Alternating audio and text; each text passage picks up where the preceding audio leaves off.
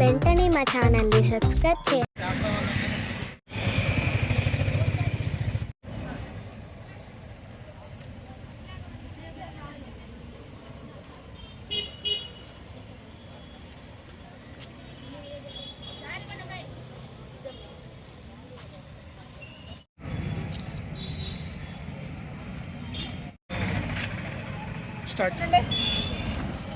ప్రపంచ ఆదివాసీ దినోత్సవం సందర్భంగా ఈరోజు నందిగామ గిరిజన సంక్షేమ బాలికల పాఠశాల నుంచి గురుకులం విద్యార్థులు మన ఆదివాసీ యొక్క సంస్కృతి సాంప్రదాయాలను ప్రదర్శించాలని చెప్పేసి మండల విద్యాశాఖ అధికారి కార్యాలయం దగ్గర రావడం జరిగింది.